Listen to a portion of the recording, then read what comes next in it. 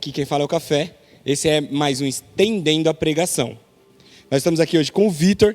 Ele trouxe a palavra para a gente. Foi um grande prazer, foi muito bom. Seja bem-vindo, Vitor, ao nosso podcast. Obrigado, meu amigo. Obrigado, turma que está aí acompanhando. Para aqueles que ainda não assistiram a pregação, tá lá no nosso canal do YouTube. E depois vai sair na terça-feira o nosso Estendendo a Pregação, tá? Jesus nos chama para uma jornada. Qual jornada seria essa? Dá pra gente entender como a jornada da vida, né? Jesus nos chama para uma vida com Ele, né? E então isso é como se Ele nos chamasse para uma nova vida, para caminhar em novidade de vida.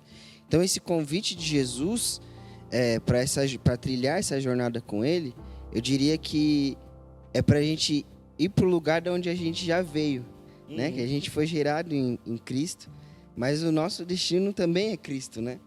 Então, eu diria que é para uma vida com Cristo, assim. Eu acho que essa é a jornada, uma vida com Ele. Então, abandonar o nosso estilo de vida secular, mundano, né?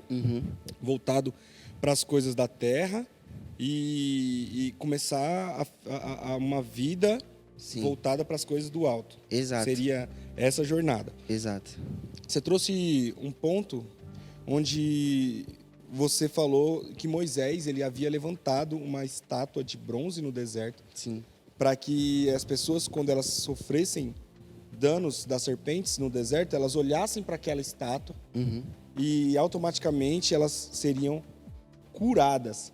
Eu nunca tinha passado por esse trecho da Bíblia e prestado atenção nisso. Mas hoje ficou muito claro quando você faz a comparação com o sacrifício de Jesus na cruz. Sim. Porque as pessoas olhavam para a serpente e elas não pereciam.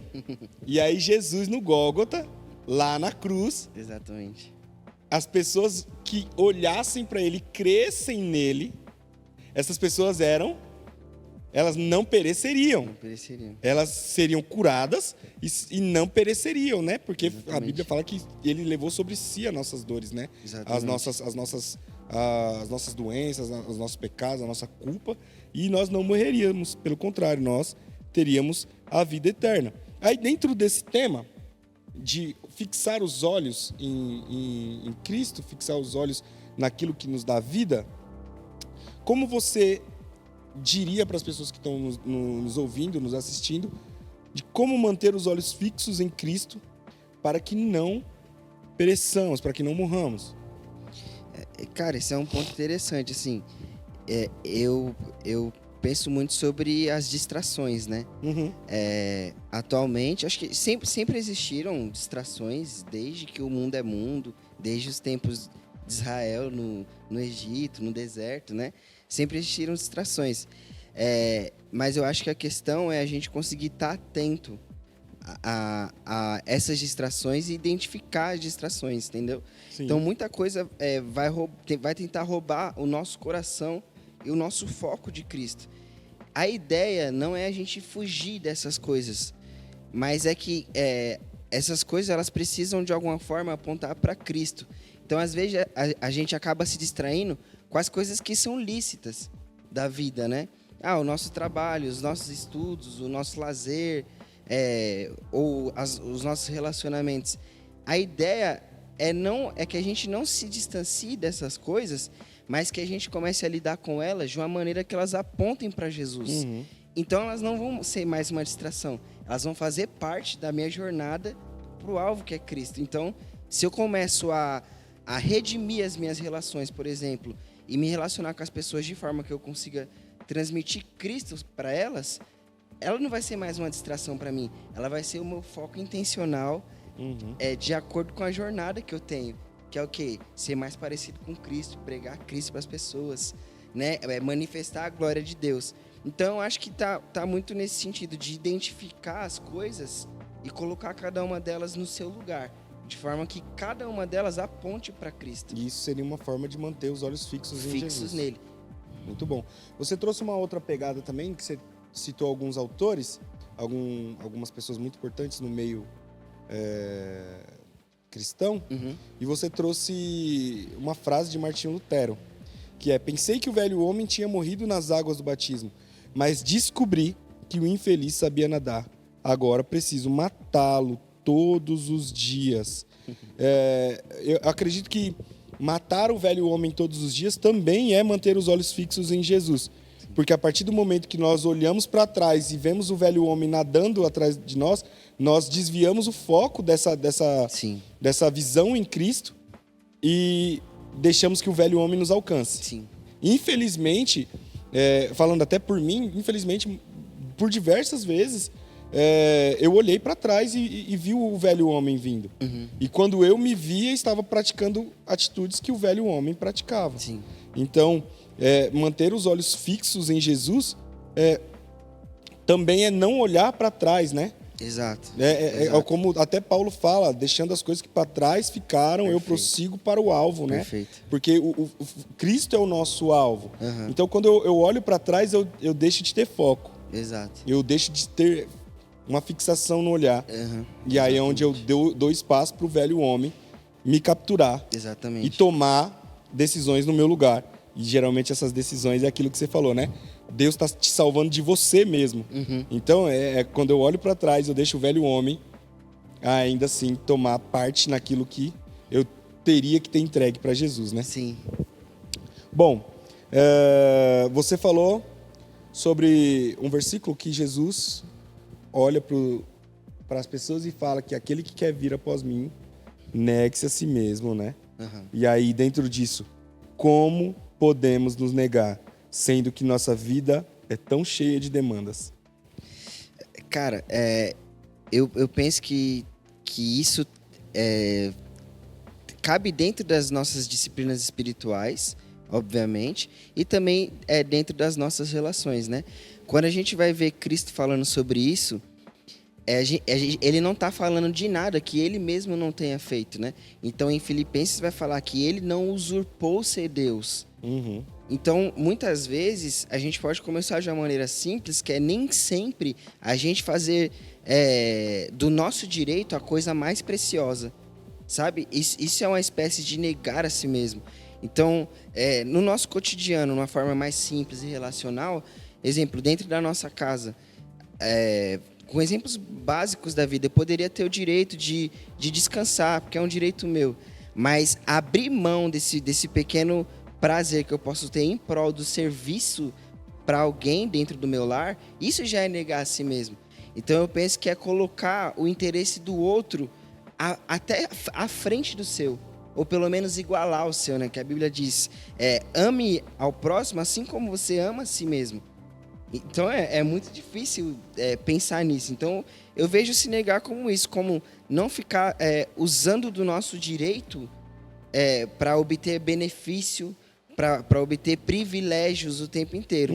E falando de práticas espirituais, a gente se colocar no lugar de entender que a gente precisa de Jesus, da natureza de Jesus. Então, quando a gente ora e a gente procura saber qual a vontade de Deus, a gente está negando a si mesmo. Quando a gente se debruça sobre as Escrituras para entender mais sobre Deus, sobre a história do que Ele está fazendo e não a gente também está negando a si mesmo. O jejum é a negação de si mesmo. Só que é de forma prática isso, né? Então, eu acho que existem essas duas diferenças. Tem o negar a si mesmo daquilo que a gente entende como uma coisa mais filosófica, né? Mais subjetiva, do sentimento, mais abstrata.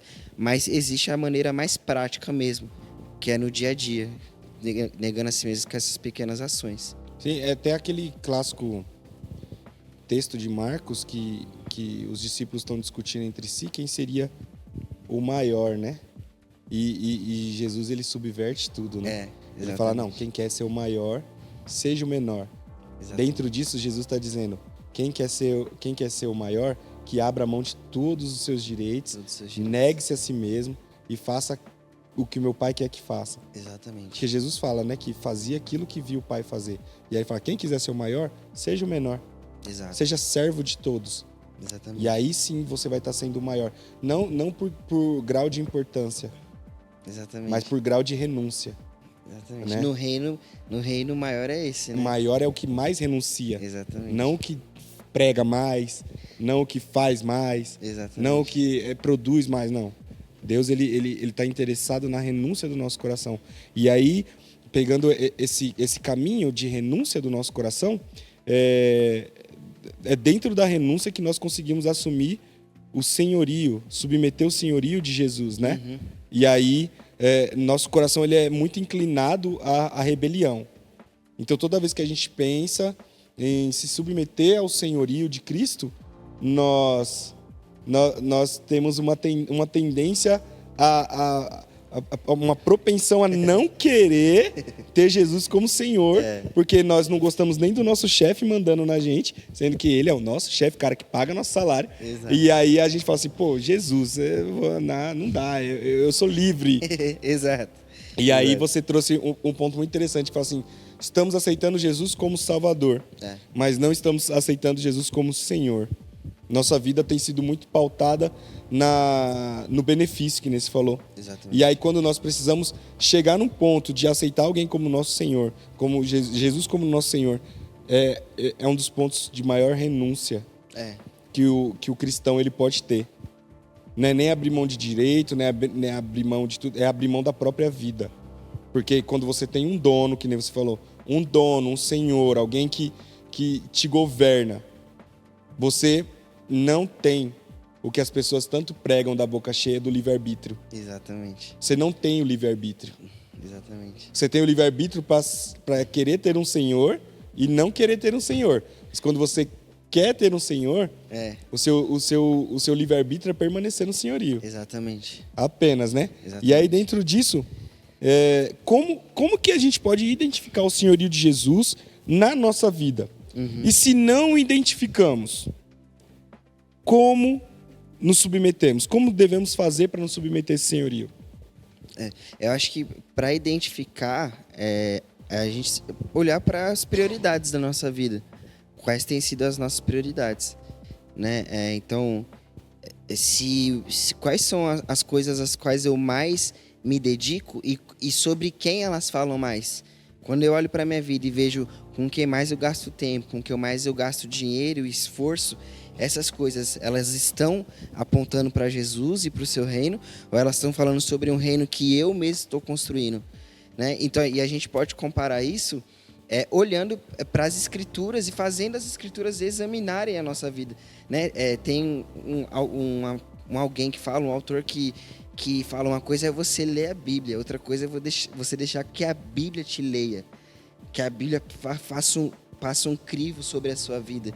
Então, eu acho que quando a gente olha para a nossa vida e vê que, exemplo, o Sermão do Monte não é a nossa legislação, alguma coisa está errada. Você entendeu? O Sermão do Monte, ele é a legislação do povo de Deus. Ele é uma bússola moral, né? Ele é a bússola moral, ele é a ética do povo de Deus. E se a gente se desfazer parte desse senhorio, desse reinado, a nossa ética, a nossa legislação precisa ser o Sermão do Monte. A nossa vida precisa estar pautada naquilo e as nossas prioridades precisam seguir aquele tipo de ética. Agora, quando a gente olha para a nossa vida e vê que as coisas estão descasando disso, então, de fato, a gente pode notar que alguma coisa precisa ser ajustada, né? Uhum. Ou tudo precisa ser ajustado. Aí, dentro disso, quando a gente não identifica, dá uma direção prática. Quando eu identifico que a minha vida está em desacordo com aquilo que seria o manual do crente, aquilo que seria a nossa bússola moral. Qual é o primeiro passo? O que eu preciso fazer para que eu consiga estar debaixo do senhorio de Jesus? Certo. Eu acho que o primeiro passo, cara, é procurar um lugar de arrependimento. É encontrar um lugar onde você realmente se arrependa de uma forma genuína e não só de uma prática, mas daquilo que é a essência do seu pecado, sabe? Então é pedir para que o Senhor, assim como Davi fala, Senhor, sonda o meu coração e vê se existe em mim algum caminho mau, sabe? Senhor, sonda o meu coração e veja os pecados que eu cometo sem nem perceber e perdoa também aqueles que eu cometo por vontade própria, Uau. sabe? Então é se submeter e se arrepender, porque a gente está falando de submissão, a gente está falando de reconhecer um senhorio. Então é olhar para o senhorio de Cristo e falar: Senhor, me perdoa, porque eu não tenho conseguido obedecer às suas leis, eu não estou de acordo com a ética do seu reino. E se eu não mudar, não faz sentido eu permanecer nesse reino, sabe? Então, Senhor, por favor, eu preciso do seu perdão, eu preciso me arrepender. Então, acho que o primeiro ponto é arrependimento. Essa é uma das subversões mais loucas que existem. Seres que se rebelaram, tendo que se submeter, Se render. estarem num ambiente de rendição. Porque o ser humano, desde o princípio, ele quer ser igual a Deus, mas sem Deus. Sem Deus. Ele quer ter autonomia para poder viver os prazeres, mas quer ter todo o benefício de ser semelhante a Deus. Exatamente. Lá em Salmos 8, Davi escreve que o Senhor ele olha para nós de uma forma diferente. E ele até se pergunta, né? Ele fala assim: o que é o homem para que se preocupe com eles? Sim. No entanto, nos fizeste um pouco menores do que Deus e nos coroastes de glória. E estabeleceu o homem no governo de todas as coisas, né? Exato. De toda a terra. Exato. E aí, dentro disso, nós nos rebelamos. Nos rebelamos. E aí, nos tornamos inimigos de Deus. E aí, a subversão do evangelho é os inimigos de Deus se submetendo ao senhorio de Cristo. Igual Davi fazia com as nações. Quando Davi não exterminava as nações, ele submetia as nações ao seu senhorio e fazia essas nações pagarem tributos a ele. Exatamente. E eu acredito que é isso. Hoje não existe mais um derramamento de sangue para se render ao senhorio. Nós podemos fazer isso de livre e espontânea vontade, mas nós pagamos esse tributo. Pagamos esse tributo de que forma? Negando a nossa carne, adorando, dando ação de graças. Sim. Fazendo tudo aquilo que agrada ao Senhor Jesus e não nos afasta dele, né? Sim.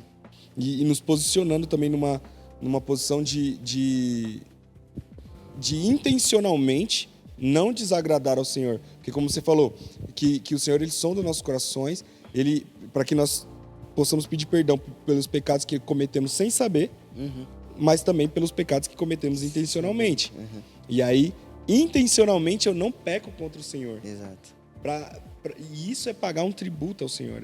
É honrar, é dignificar o sacrifício. É dizer assim: Senhor, eu amo a sua presença, eu amo o teu evangelho, eu amo o teu sacrifício, porque a partir dele eu consegui me conectar de volta com você, com o Senhor. E por conta disso, eu não quero mais pecar contra ti. E aí eu acho que isso é uma ação de graça, é um tributo que nós pagamos ao Senhor. E esse ponto que você trouxe é muito bom, a ideia de se reconectar a Deus e de reorganizar as coisas no lugar onde o Senhor colocou a gente, né? Porque quando a gente se rende ao Senhor, Ele não quer nos tratar como escravos e nos destruir, sabe? E nos subjugar, não. Ele está nos chamando para participar do reino dele e para que a gente governe junto com ele. Então, a posição mais alta que a gente poderia ter é aquela em que a gente se rende aos pés do Senhor. Porque ele vai colocar a gente em lugares que são grandiosos. E eu não falo isso aqui com ambição ou com alguma vaidade, mas num lugar de honra, sabe? Então, é a gente entender isso, que quando o homem pecou, nós nos afastamos de Deus, nós nos rebelamos contra Deus, nós nos rebelamos contra o nosso irmão, nós nos rebelamos contra a criação e a gente se rebelou contra si mesmo. Então, a gente está desconectado de toda a realidade que Deus criou. Até um né? com o outro, né?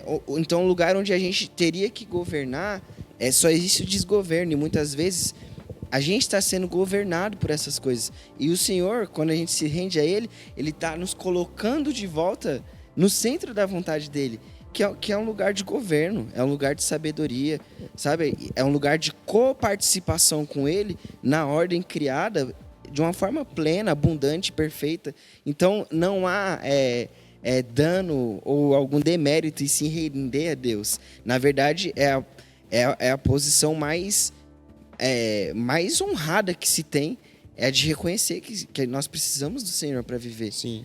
Eu tenho o costume de dizer em algumas orações minhas, não sei se alguém disse isso, eu escutei isso de alguém, se eu ouvi isso um dia de alguém e replico isso, não me lembro, mas eu tenho o costume de dizer que os pés de Jesus é o lugar mais alto que nós podemos ficar. Sim. Acho que é de uma canção. Que nós podemos estar.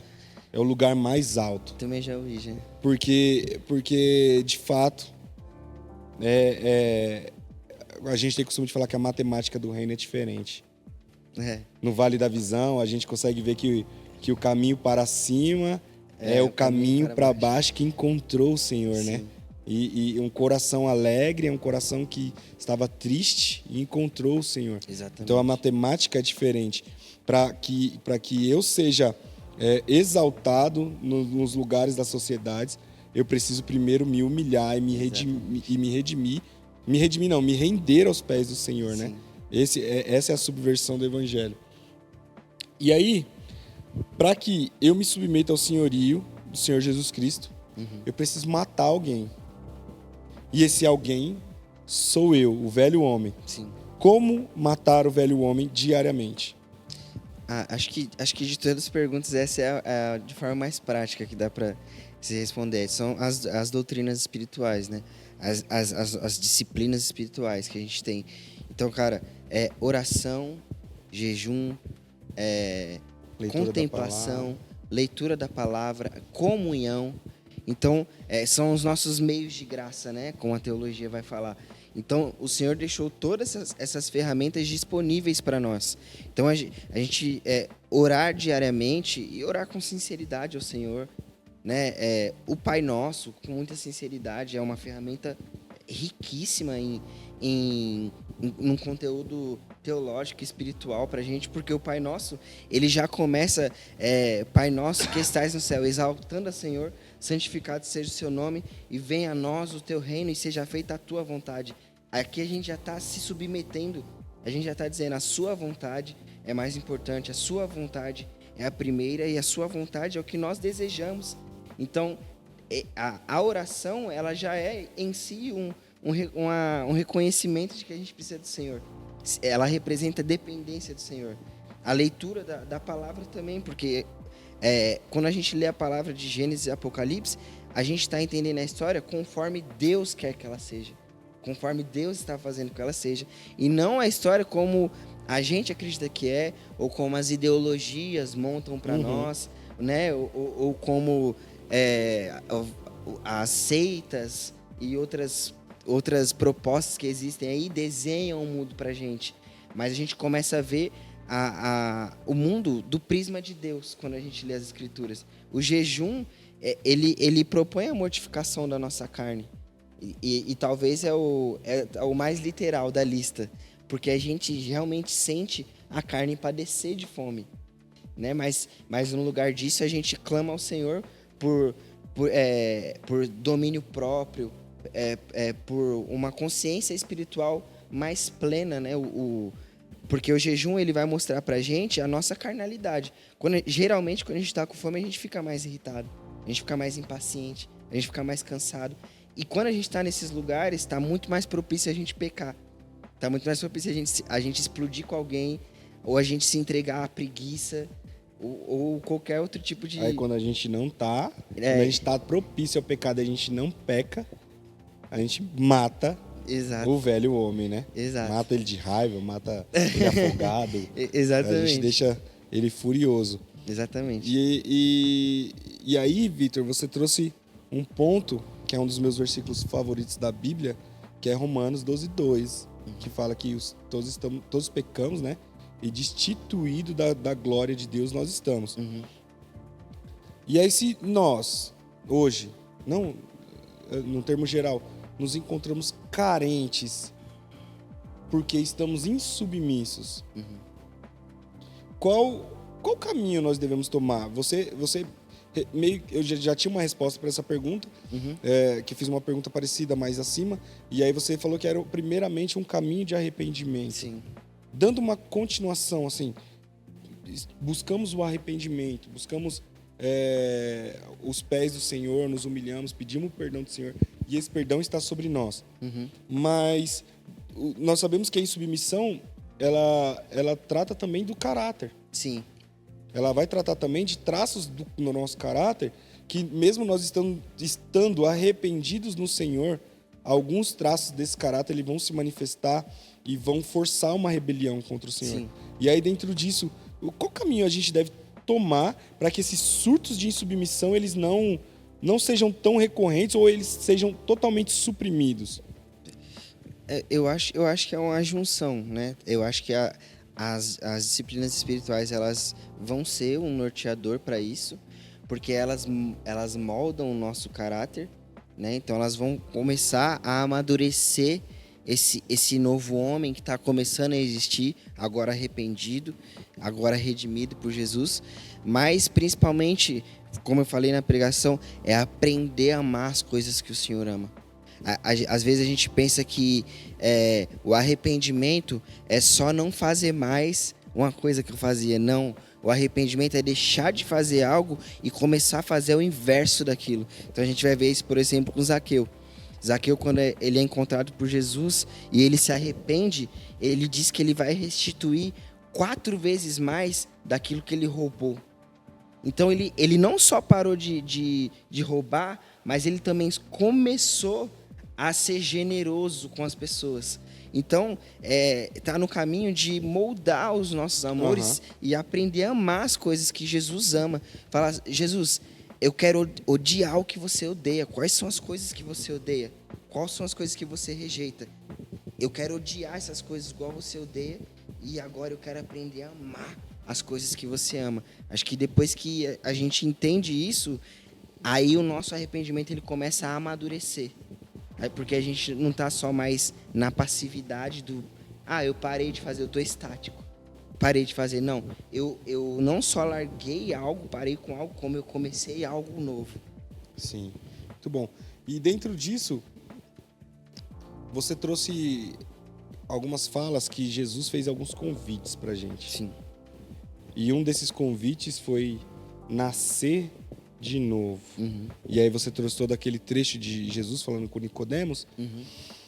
Mas você explicou durante a pregação o que era nascer de novo. Sim. E eu acredito que pode ser uma dúvida de muitas pessoas que já estão há algum tempo na comunidade ou já estão há algum tempo no evangelho, mesmo que não seja dessa comunidade. Como identificar?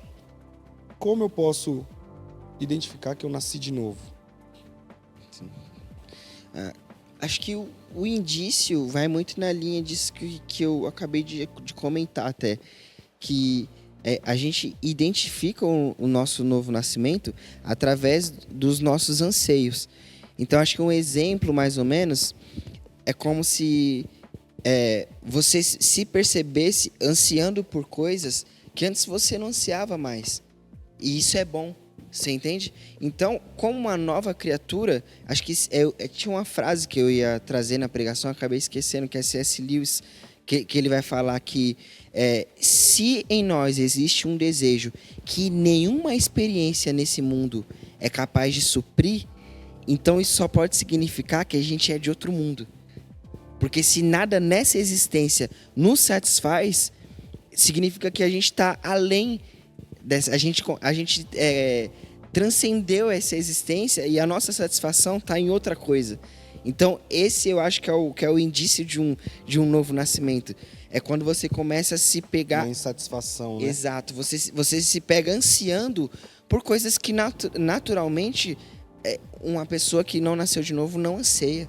Então, você tem tido o desejo ardente de servir pessoas. Você tem tido um coração mais misericordioso. Você tem tido um desejo ardente de pregar o evangelho. Você tem tido um desejo ardente pela justiça de Deus, a ponto de você começar a fazer as coisas para que você comece a ver o reino de Deus acontecer. Porque você já está tão insatisfeito, nada nesse mundo te satisfaz mais, senão o evangelho, né? Acho que isso se identifica. Quando você se pega tendo esses amores, e isso vai gerar uma crise, que é a crise do velho homem com um novo homem. Né? O velho homem ele está sempre querendo ressurgir. E o novo homem ele tem que sobrepor esse velho homem. Então, quando você se pega lutando com isso, não é que é ruim. O Paulo vai falar sobre isso, né? Que o espírito e a carne eles batalham dentro dele, mas que no fundo dele ele tem prazer na lei de Deus. Ele ama a lei de Deus. E é por isso que existe essa luta. Porque tem um outro homem dentro dele lutando para obedecer ao Senhor. Então, acho que é isso. Quando você se pegar apaixonado pela obediência a Deus, né, e tendo que lutar contra a sua carne, é sinal de que você já nasceu de novo. Muito bom. E depois desse chamado para um novo nascimento, esse convite, né? Eu lembro que quando eu estava aqui com o João, ele falou sobre o avivamento.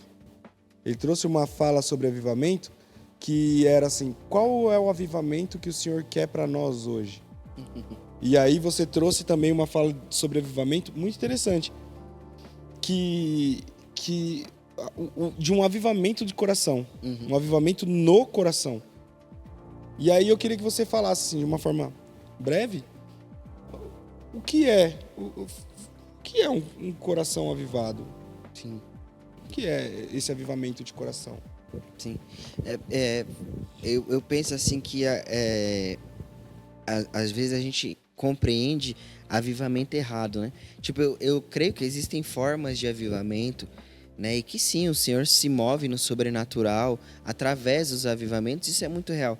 Mas existe um avivamento que geralmente é esse que é relatado no Antigo Testamento. Então a gente vai pegar em Jeremias, em Ezequiel, se não me engano em Malaquias também, que quando o Senhor está falando do avivamento dele, ele está falando de um avivamento que começa dentro das pessoas e nas relações dela. Então, as relações começam a ser mudadas. Acho que em Jeremias vai dizer que no dia que o anseio do Senhor, que o avivamento para o Senhor é quando nenhum irmão vai mais precisar ensinar o outro irmão acerca da lei de Deus. Não.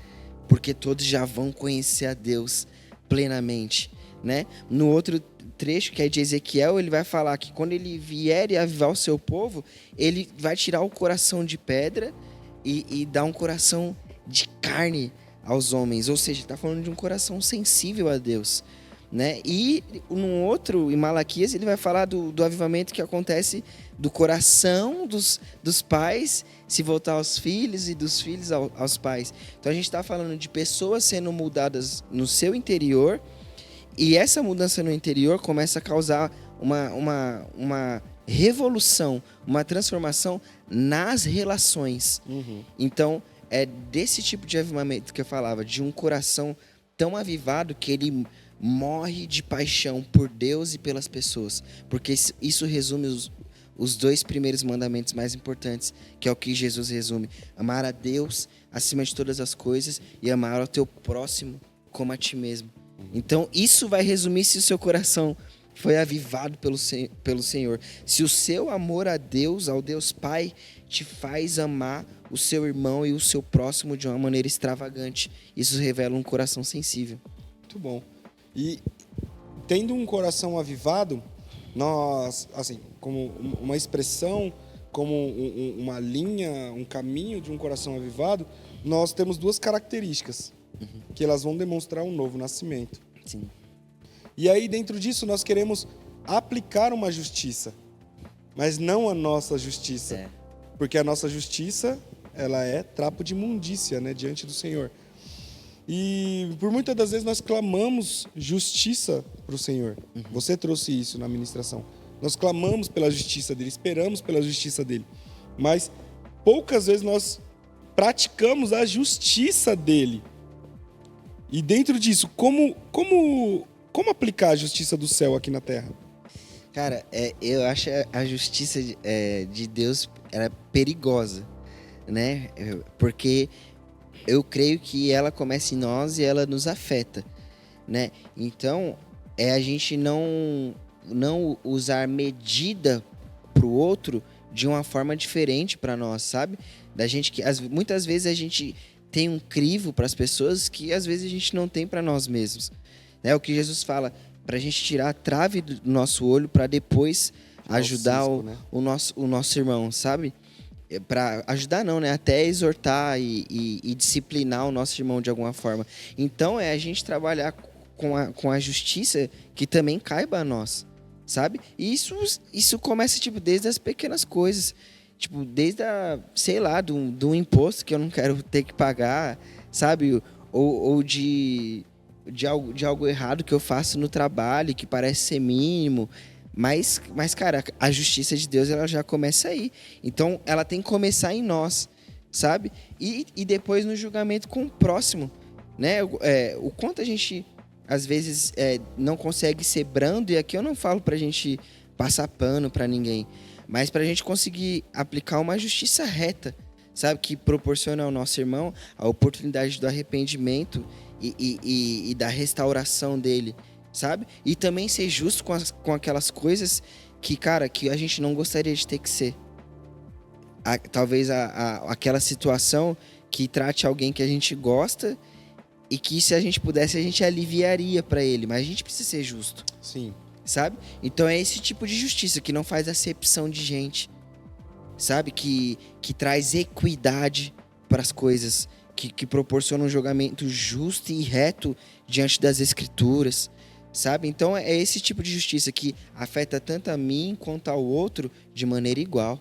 Eu acho que é essa a justiça do Senhor, sabe? Muito bom, caramba. Precioso. E pra gente fechar aqui o nosso campo de perguntas, anunciar o evangelho é um sinal do novo nascimento? Eu acho que ele é, assim, talvez um dos mais nítidos, assim, né? Porque a gente vai ver que, e aqui a gente tem que ter maturidade para entender, não significa que qualquer um que fale do evangelho nasceu de novo. Uhum. Mas certamente alguém que nasceu de novo fala do evangelho.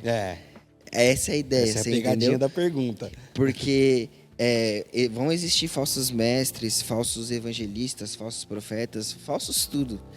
Mas um verdadeiro nascimento de Deus, uma pessoa que realmente nasceu de Deus e está avivada no Espírito, certamente irá falar do evangelho com paixão, sabe?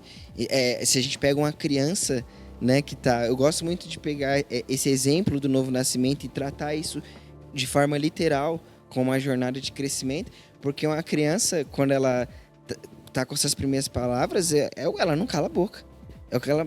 E qualquer coisa que alguém repete, ela também quer tentar falar junto, ou que os pais... Ela vê os pais falar, ela quer tentar falar junto, e Jesus fala o quê? Que a gente faz o que vê o pai fazer. Né? E no próprio, quando Jesus está falando com Nicodemos, Jesus fala, eu falo do que eu tenho visto. Nós falamos do que nós temos ouvido. Né? Os apóstolos, esse é um dos jargões, né? Não podemos deixar de falar daquilo que vimos e ouvimos. Então, cara, quando a gente tem notícias que nos apaixonam, quando a gente tem notícias que a gente considera urgentes, importantes, essenciais, a gente não deixa de falar delas. A gente compartilha no Instagram, a gente manda nos grupos de WhatsApp, a gente fala para os nossos amigos. Se deixar, a gente pega o megafone e grita. Então, o evangelho tem que ser esse tipo de mensagem para o novo nascido, sabe? É a coisa mais apaixonante para ele, a coisa mais importante, mais essencial para ele tem que ser as boas novas, sabe? Toda pessoa que nasceu de novo, ela ama falar do evangelho para as pessoas. Ela não faz isso com obrigação. Ela vê isso como uma missão apaixonante. Sabe? Uma missão prazerosa de ser feita. Muito bom. Glória a Deus. Pessoal, esse foi mais um Estendendo a Pregação. Foi muito bom te receber, Vitor. Amém. Muito bom. Pessoal, eu espero que vocês gostem. Que o Senhor edifique a vida de cada um de vocês. E que, através desse canal, você possa ser alcançado pela palavra de Deus. E que faça sentido na sua vida. Que te edifique, que te transforme e que você possa receber esse bálsamo, esse presente do Senhor todas as semanas aqui com a gente. Pedir pro Vitor finalizar esse episódio, esse podcast, com uma oração. E para que ele abençoe a nossa comunidade, abençoe você que está ouvindo e que através dessa oração nós sejamos alcançados ainda mais pelo amor de Deus. Amém? Amém. Pai, nós agradecemos, Pai, por esse momento, agradecemos pela oportunidade de poder compartilhar o Teu pão, que é a palavra. Pai, para que o Senhor caia sobre cada uma das pessoas que ouvir sobre isso, que ouvir essa mensagem, que ouvir esse podcast com espírito de sabedoria e revelação. Senhor, que essa palavra seja como uma semente no coração de cada um que ouvir e também dos nossos corações. Que nós possamos agarrá-la como algo precioso para nós, que nós possamos mastigá-la, Pai, com muito prazer, com muita gratidão e que isso seja nutriente para o nosso homem interior. Que tudo que nós aprendemos e ouvimos e compartilhamos seja algo que edifique a Tua noiva, a Tua igreja e edifique cada um de nós pessoalmente, Senhor. Somos gratos por poder partilhar do Seu Evangelho. Nós somos gratos por poder viver comunidade e família e que esse podcast alcance muitas pessoas. Em nome de Jesus. Amém. Amém. Beleza, pessoal? Esse foi mais um Estendendo a Pregação. Fiquem com Deus. Turma. Abraço.